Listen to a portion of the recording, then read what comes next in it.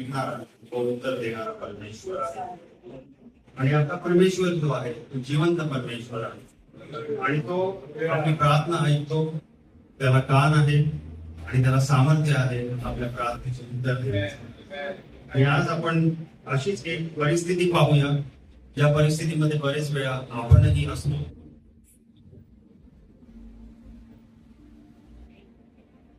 आणि ती परिस्थिती म्हणजे सगळ्या गोष्टी सर्व बाजूने आपल्याला जेव्हा वेढा घातलेला असतो आणि ज्या वेळेला आपल्याला कळत नाही की जी परिस्थिती आपल्या हाताबाहेर असते, ज्या परिस्थितीमधून आपण आपल्या सामर्थ्याने बाहेर येऊ शकत नाही, आपण कुठलीही युक्ती लावू शकत नाही, आपण कुठलीही गोष्ट अशी करू शकत नाही ज्याच्याद्वारे आपण त्या परिस्थितीला आपण हरवू शकतो किंवा ज्यामधून आपण बाहेर पडू शकतो. आणि अशा वेळेला आणि अशाच प्रकारे अशा परिस्थितीमध्ये हिजकिया राजा जो आहे तो अडकला होता.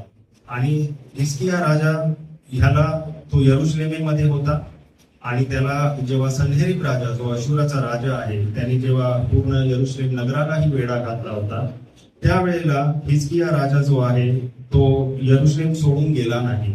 आणि म्हणूनच जो अशुराचा राजा आहे त्यांनी त्याचे ते सेवक आहे त्यांना पाठवलं आणि भरपूर घाबरवलं. आणि ह्या ठिकाणी आपण पाहतो की परिस्थिती किती वाईट आहे, परिस्थिती किती कठीण आहे हे जेव्हा अशुराचा राजा जो आहे त्याच्या सेवकांना पाठवतो घाबरवण्यासाठी. नुसतं ते परिस्थिती किती मोठी आहे त्यामधून हिजकिया राजा किंवा यरुशलेमचे लोक बाहेर निघू शकणार नाही अशी परिस्थिती तो अधिक वाढवून सांगत असतो. आणि आपण वाचूया या वेळेला दुसरे इतिहास, आपण पहिले दुसरे राजे वाचूया 18वा अध्याय आणि 13वा वचन. दुसरे राजे 18वा अध्याय 13वा वचन, ज्या ठिकाणी सन्हेरीब राजा जो आहे तो अशुराचा राजा आहे आणि तो 13वा वचन मी वाचतो. दुसरे राजाचा 18वा अध्याय 13वा वचन. आणि हिजकिया राजाच्या 14व्या वर्षी अशुराचा राजा सन्हेरीब याने यहुदातल्या बंदिस्तीच्या सर्व नगरांवर स्वारी करून ती घेतली. तर या ठिकाणी आपण पाहतो की यहुदातल्या बंदिस्तीच्या सर्व नगरांवर स्वारी करून ती घेतली होती. अशुराच्या राजाने जे आहे या सर्व नगरांना त्यांनी जिंकलं होतं, त्यांनी स्वारी केली होती आणि त्या सगळ्या नगरांवरती ते घेतली होती. आणि मग त्या ठिकाणी 17वं वचन जे आहे ते आपण वाचूया, मी वाचतो. मग अशुराच्या राजाने तर्तान व रब सारिस व रब शाके यांना मोठ्या सैन्यासह लाकीशाहून यरुशलेमेस हिजकिया राजाकडे पाठवले. तेव्हा ते यरुशलेमेस चढून आले आणि चढून आल्यावर ते वरच्या तळ्याच्या पाटाजवळ परिटाच्या शेताच्या सडकेवर उभे राहिले. आणि 19वं वचन मी वाचतो. दुसरे राजे याचा 18वा अध्याय 19 वचन. आणि रबशाके त्यांना म्हणाला, आता तुम्ही हिजकियाला सांगा, मोठा राजा अशुराचा राजा असे म्हणतो, जो भरोसा तू धरतोस तो हा काय आहे? तू म्हणतोस आम्हाला लढाईसाठी मसलत व सामर्थ्य आहे, परंतु ते केवळ पोकळ शब्द आहेत. आता तू कोणावर भरोसा ठेवतोस म्हणून तू माझ्या विरुद्ध बंड केले आहेस. तर असा निरोप जो आहे तो ह्या वेळेला रबशाके जो त्याचा चाकर आहे अशुराचा राजा, त्याच्याद्वारे त्यांनी हा असा निरोप जो आहे तो यरुशलेमेला आणि हिजकिया राजाकडे जो आहे हा निरोप असा पाठवला. आणि तो किती घाबरवण्यासारखा निरोप आहे, तो किती कॉन्फिडेंटली या सगळ्या गोष्टी बोलत आहे की हिजकियाला सांगा, तो मोठा राजा म्हणजे अशुराचा राजा हा मोठा राजा असे म्हणतो, जो भरोसा तू धरतोस तो हा काय आहे? तू म्हणतोस आम्हाला लढाईसाठी मसलत व सामर्थ्य आहे, परंतु ते केवळ पोकळ शब्द आहे. आता तू कोणावर भरोसा ठेवतोस म्हणून तू माझ्या विरुद्ध बंड केले आहे. तर या ठिकाणी अशुराच्या राजाला असं म्हणायचं होतं की जेव्हा मी सर्व नगर जिंकलेले आहे, जेव्हा मी स्वारी करून सर्व नगर माझ्या ताब्यात घेतलेले आहे, पण तुम्ही यरुशलेम सोडून गेला नाही आणि तुम्ही अजूनही यरुशलेमेमध्ये आहात. आणि हिजकिया राजाला तो निरोप देत आहे की तुला असं अजूनही वाटतं की लढाईसाठी मसलत व सामर्थ्य आहे, आणि हे जे आहे जे तुला वाटत आहे की हे सामर्थ्य आहे किंवा हे मसलत आहे आपल्याकडे, अजूनही आपण जिंकू शकतो, तर हे केवळ पोकळ शब्द आहे. आता तू कोणावर भरोसा ठेवतोस म्हणून तू माझ्या विरुद्ध बंड केले आहेस. म्हणजे अशुराचा राजा म्हणत आहे की मी आज इथपर्यंत आलोय, तर आतापर्यंत तुम्ही यरुशलेम सोडून जायला पाहिजे होतं. तुम्ही अजूनही थांबला आहात. तुम्हाला काय वाटतं, तुम्ही लढाई करून जिंकू शकता का? इथपर्यंत तो काय आहे, घाबरवत आहे. आणि पुढे जे वचन आहे ते आपण वाचूया. दुसरे इतिहास 32वा अध्याय आणि 10 ते 17. आज आपण भरपूर वचनं वाचणार आहोत, कारण परिस्थिती किती कठीण असते आणि शत्रू आपल्याला कुठल्या प्रकारे घाबरवत असतो, किती तो आपल्या समोर आपल्या सर्व ज्या नकारात्मक गोष्टी आहेत, परिस्थितीला कसा आपल्या समोर तो ठेवतो, ते आपण पाहूया. आणि हे त्याच कंटिन्युएशन आहे. हे तीच हे हिजकिया राजा आणि सनेर राजाबद्दल दिलेलं आहे. दुसरे इतिहास याचा 32वा अध्याय 10 ते 17. अश्शूराचा राजा सन्हेरीब म्हणतो, यरुशलेम घेरले असता तुम्ही त्यात बसून राहिला आहात, तर तुमची भिस्त कशावर आहे? आमचा देव परमेश्वर आम्हाला अश्शूरच्या राजाच्या हातात सोडवी असे सांगून हिजकिया तुम्हाला भ्रमात घालून तहाने व भुकेने मारत आहे ना? त्या देवाची उच्चस्थाने व वेद्या काढून टाकून यहूदा व यरुशलेम यांना ह्याच हिजकियाने आज्ञा दिली की तुम्ही एकाच वेदीपुढे आराधना करावी व तिच्यावरच धूप जाळावा. हे खरे आहे ना? मी व माझ्या वडिलांनी देशोदेशीच्या सर्व लोकांचे काय केले ते तुम्हाला ठाऊक नाही काय? आपला देश माझ्या हातून सोडवण्यास देशोदेशीच्या राष्ट्रांचे कोणी देव समर्थ झालेत का? माझ्या वाडवडिलांनी ज्या राष्ट्रांचा सर्वस्वी संहार केला, त्यांच्या सर्व देवांपैकी आपल्या लोकांना माझ्या हातातून वाचवणारा असा कोणी देव होता काय? तर तुमचा देव तुम्हाला माझ्या हातातून कसा सोडवी? यास्तव तुम्ही हिजकियास असे भुलवू व बहकवू देऊ नका. त्याच्यावर तुम्ही विश्वास ठेवू नका. माझ्या हातातून व माझ्या वाडवडिलांच्या हातातून आपल्या लोकांचा बचाव करण्याची ताकद कोणत्याही राष्ट्राच्या किंवा राज्याच्या देवाला झाली नाही. तर माझ्या हातातून तुमचा बचाव करण्याची तुमच्या देवाला काय ताकद? त्याच्या सेवकांनी परमेश्वर देवाची व त्याचा सेवक हिजकिया याची याहूनही अधिक निंदा केली. इस्रायलाचा देव परमेश्वर त्याची निंदा करावी व त्याच्या विरुद्ध बोलावे या हेतूने त्याने पत्रही पाठवले. त्यात त्याने असे लिहिले की निरनिराळ्या देशांतील राष्ट्रांच्या देवांना आपले लोक माझ्या हातातून सोडवता आले नाही, त्याप्रमाणेच हिजकियाच्या देवाला आपले लोक माझ्या हातून सोडवता यायचे नाही. तर आपण पाहतो इकडे ह्या ठिकाणी की कसं रबशाकेत हे पुढचं जे आहे तो निरोप जो पाठवला गेला होता, रबशाकेत पुढे ह्याच गोष्टी म्हणत आहे की तुम्ही कशावर भरोसा ठेवता? यरुशलेमेला वेढा पडला असताही तुम्ही त्यात राहता. जसं मी मागे म्हणजे काही वेळ आधी म्हणालो की ते लोक अजून यरुशलेम सोडून गेले नाही.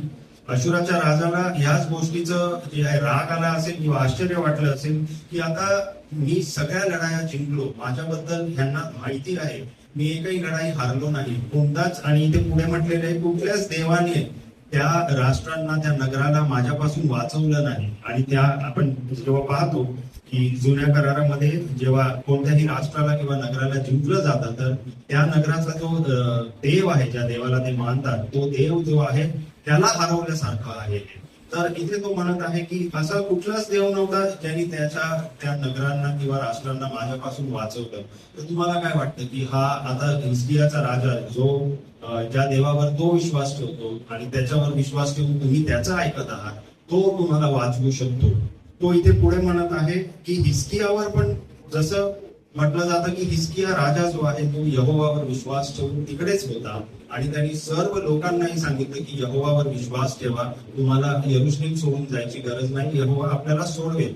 पण ह्या ठिकाणी आपण पाहतो की रबशाकेत जो आहे तो त्या लोकांना हिजकिया राजाच्याही विरुद्ध भडकवत आहे की तुम्ही अशा राजाचं ऐकता, तो स्वतः तर मरेलच मरेल, तुम्हालाही भुकेने मारेल किंवा तुम्हाला आता इथे खायला काय नाही आणि तुम्हाला तो तर मरेल, तुम्ही इकडे थांबता, त्याच्याबरोबर त्याचं ऐकता.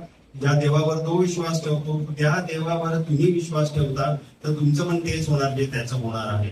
आणि आपण पाहतो की बऱ्याच वेळा एक डाऊट किंवा हे बऱ्याच वेळा एक जे संदेह लोकांच्या मनामध्ये बऱ्याच वेळा आपण जेव्हा विश्वासामध्ये असतो आपण जेव्हा प्रभूच्या वचनांवर विश्वास ठेवतो तरी एक संदेह आपल्या विचारांमध्ये शत्रू टाकायला बघतो की तुम्हाला काय वाटतं, या परिस्थितीमधून तुम्ही बाहेर पडाल का, या आजारपणामधून तुम्ही बाहेर पडाल का, या फायनान्सच्या परिस्थितीमधून, या अशा खराब सिच्युएशन मधून, बेरोजगारी असेल किंवा इतर कुठली गोष्ट असेल, वर्षानुवर्ष कुठल्या तरी परिस्थितीमध्ये असो, कुठल्या बंधनामध्ये असो, कुठल्या वाईट सवयीमध्ये असो, व्यसनामध्ये असो, आणि त्यावेळेला जेव्हा प्रयत्न करतो आपण देवावर विश्वास ठेवतो त्यावेळेला शत्रू पण आपल्याला असंच मित्रांच्या द्वारे, परिवाराच्या लोकांच्या द्वारे, किंवा जिथे आपण काम करतो, शेजारचे असो, जिथे आपण राहतो, अशा लोकांच्या द्वारे, ते लोकांच्या द्वारे पण आपल्याला घाबरवण्याचा प्रयत्न करतो की तुम्हाला काय वाटतं, यातून तुम्ही बाहेर पडाल का.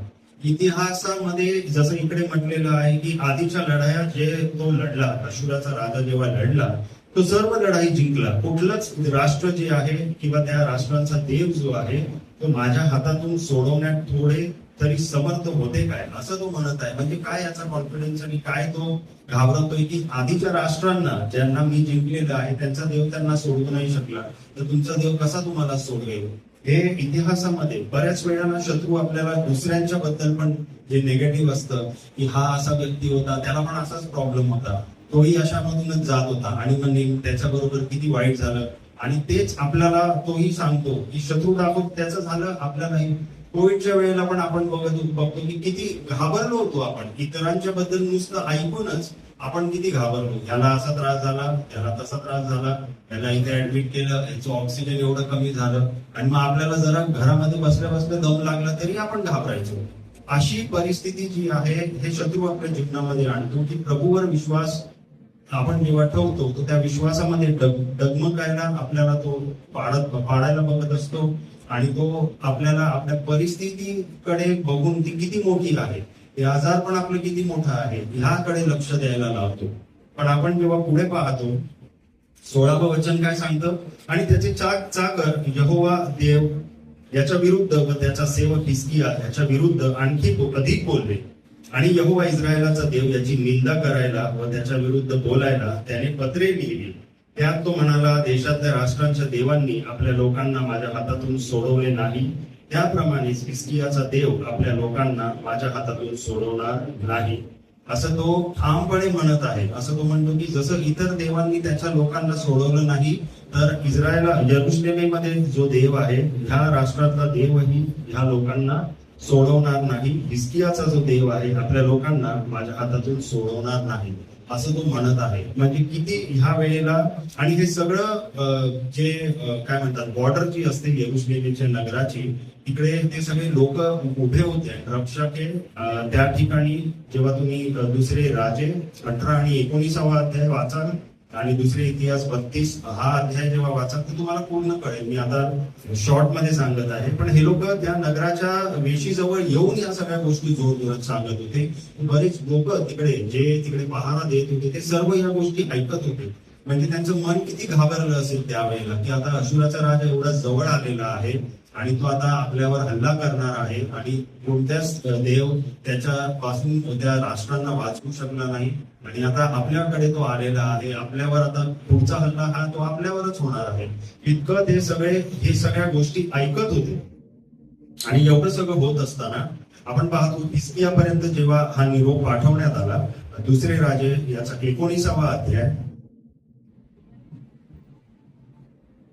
आणि 14 जो दुसरे राजे याचा 19वा अध्याय 14 वचन, इथे हिजकिय्याने प्रार्थना केली यहोवाकडे.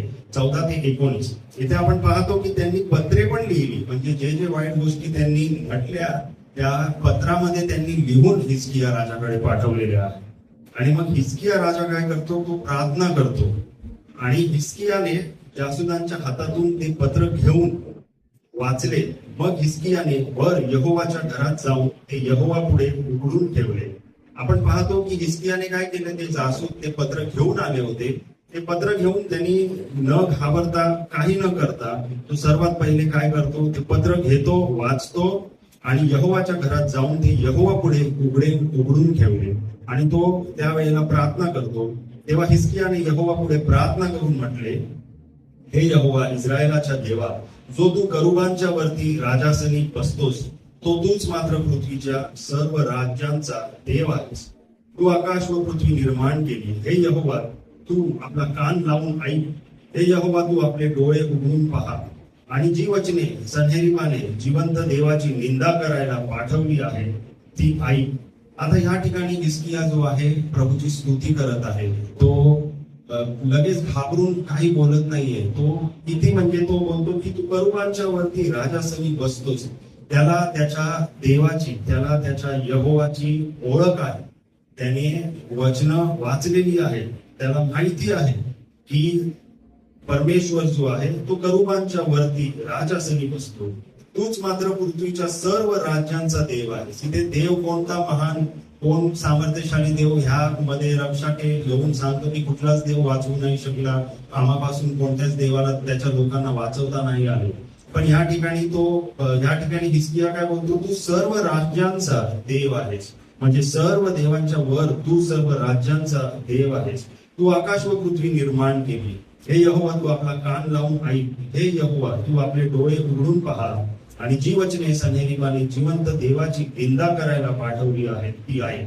तर तो काय करतो, ती जी वचने, ज्या काही गोष्टी सन्हेरीबाने पाठवले त्या पत्राच्या द्वारे, त्या तू ऐक असं हिजकिया राजा म्हणत आहे. आणि त्याची जी प्रार्थना आहे हिजकिया राजाची ती ऐकण्यात आली आहे. आणि यशया जो भविष्यवक्ता त्यावेळेला होता, हिजकियाच्या वेळेला होता, तर तिकडे पुढे त्याच्याद्वारे यहोवा परमेश्वर जो आहे त्याला उत्तर देत आहे. आणि 20वं वचन मी वाचतो. नंतर आमोजाचा मुलगा यशया याने हिजकियाकडे सांगून पाठवले की यहोवा इस्रायलाचा देव असे म्हणतो, अश्शूराचा राजा सन्हेरीब याच्याविषयी तू माझी प्रार्थना केली आहे म्हणून ती मी ऐकली आहे. त्याच्याविषयी यहोवा जे वचन बोलला आहे ते हेच, सियोनाच्या कुमारी कन्येने तुला तुच्छ मानून तुझा उपवास केला आहे. यरुशलेमेच्या कन्येने तुझ्या मागे डोके हलवले आहे. तू कोणाची निंदा केली व कोणा विरुद्ध दुर्भाषण केले. तू कोणाच्या विरुद्ध आपला आवाज चढवला व आपले डोळे वटारले. इस्रायलाचा पवित्र ह्याच्या विरुद्ध. इथे यशया भविष्यवादी जो आहे त्याच्याद्वारे हिजकिया राजाला उत्तर येत आहे. आणि किती ते उत्तर त्याला एनकरेज करण्याचं आहे. अश्शूराचा राजा सन्हेरीब याच्याविषयी तू माझी प्रार्थना केली आहे म्हणून ती मी ऐकली आहे.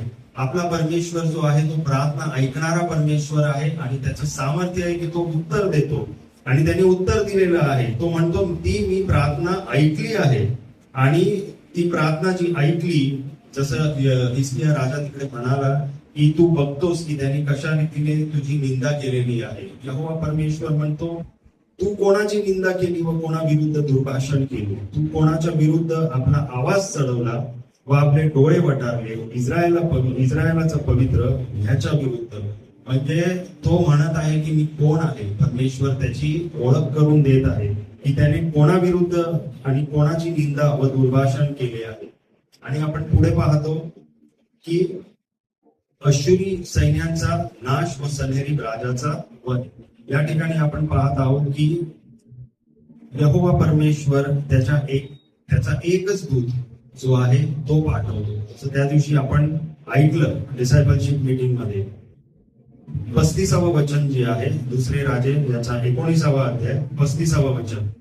मग त्या रात्री असे झाले की यहोवाच्या दूताने पुढे जाऊन अश्शूरांच्या छावणीत 1,85,000 मनुष्य मारली.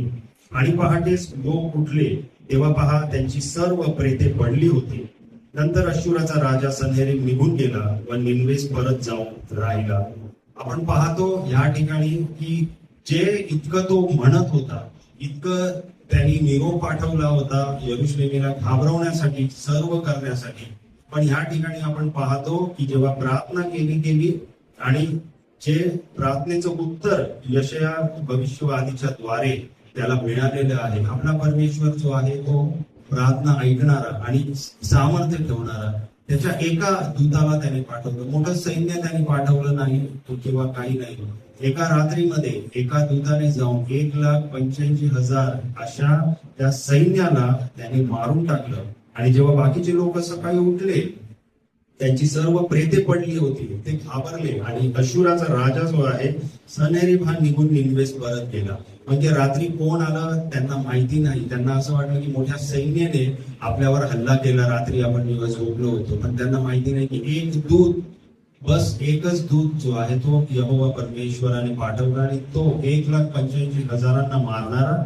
या ठिकाणी आपण पाहतो की कशा रीतीने हिजकिया राजाने जे पत्रे लिहिली होती, रबशाके यांनी जे पत्र पाठवलं होतं, जितकं दुर्भाषण केलं होतं, त्याने ते यहोवाच्या घरामध्ये जाऊन ते त्यांच्या समोर ठेवलं आणि त्याने प्रार्थना केली. आपल्या ही परिस्थिती बऱ्याच वेळा आपल्या जीवनामध्ये अशाच परिस्थिती आहे की सगळीकडून आपल्याला वाटतं आपला आता नाश होणार, या परिस्थितीमधून कसे बाहेर पडणार, आणि शत्रू आपल्याला हेच दाखवण्याचा प्रयत्न करतो की तुम्ही यातून बाहेर पडूच शकत नाही. ज्या देवावर तुम्ही विश्वास ठेवला त्याने या आजारातून बाकी लोकांना काढलं नाही, बाकी लोकांचा नाश झाला, काही लोकांचा त्या कर्जामध्ये लोकांचा नाश झाला किंवा बेरोजगारीमध्ये लोकांचा नाश झाला. आपण पाहतो की कितीतरी लोक या दिवसांमध्ये फार म्हणजे सहज आपला जीव जो आहे ते देतात, सुसाईड. आपण पाहतो की बऱ्याच वेळा आपल्याला वाटतं की कारण तरी होतं का जीव देण्यासाठी, सुसाईड करण्यासाठी. पण या दिवसांमध्ये आपण पाहतो की लोक कितीतरी सेन्सिटिव्ह झालेली आहेत, सहन होत नाही त्यांना. आणि या ठिकाणी आपण पाहतो की जेव्हा देवावर आपण विश्वास ठेवतो त्यावेळेला आपण जे आहे यरुशलेम सोडून जात नाही. आणि यरुशलेममध्ये अशुराच्या राजाला हाच राग होता की एवढं सगळं असताना हे लोक सोडून पळून कसे गेले नाही, मला लढण्याची का वेळ येत आहे, माझ्याबद्दल यांनी एवढं ऐकलं आणि तरीही हे लोक सोडून जात नाही. पण ते लोक त्यामुळे थांबले होते कारण हिजकिया राजाने यहोवावर विश्वास ठेवून त्यांना सांगितलं होतं की यहोवा आपल्याला सोडवणार, तो वाचवणार. आपणही बरेच वेळा पत्रे जे आहे आपण आपल्या प्रेयर रिक्वेस्ट बॉक्स मध्ये लिहिलेली आहे, यहोवाच्या समोर आपणही ठेवलेली आहे की आमच्या ह्या प्रार्थना आहे, शत्रू कसा आम्हाला त्रास देत आहे, या विषयांच्या बद्दल आपणही त्याच्या समोर त्याच्या घरामध्ये येऊन आपणही प्रेयर रिक्वेस्ट बॉक्स मध्ये ते त्याच्या चरणाजवळ आपण ठेवलेले आहे. आणि आपलाही हा विश्वास आहे की तो प्रार्थना ऐकणारा परमेश्वर आहे आणि तो उत्तर देणारा परमेश्वर आहे. तर ह्या वचनांच्या द्वारे आपण कधीच प्रभूवर संशय घेऊ नये, कधीच आपल्या परिस्थितीकडे पाहून आपल्याला हे वाटू नये की आपण यातून बाहेर निघू का, आपल्याला सरेंडर करण्याची गरज आहे का, आपल्याला लढाई सोडून जाण्याची गरज आहे का. तर जसं हिजकिया राजाने विश्वास ठेवला आणि त्याने प्रार्थना केली आणि त्याला उत्तर आलं, यहोवाचा एक दूत 1,85,000 मारण्यासाठी सामर्थ्य दूत त्याने पाठवला. आणि तसंच आपल्या जीवनामध्ये पण तो दूत पाठवून आपल्याला सर्व परिस्थितीमधून बाहेर काढणारा परमेश्वर आहे.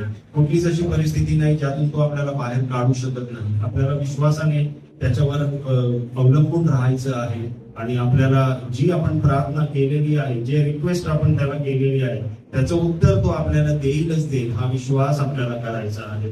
विश्वासामध्ये राहून आपल्याला जे काही ऍक्शन्स घ्यायचे आहे, जे काही विश्वासाचे पाऊल आपल्याला घ्यायचे आहे ते आपल्याला घेणं गरजेचं आहे. आणि प्रार्थना आपल्याला निरंतर करण्याची गरज आहे. प्रभू परमेश्वर या वचनांच्या द्वारे आपल्या सर्वांना आशीर्वादित करो आणि सर्व परिस्थितींमध्ये आपण यहोवावर विश्वास ठेवूया की तो प्रार्थना ऐकणारा आणि उत्तर देणारा परमेश्वर आहे. आपण प्रार्थना करूया.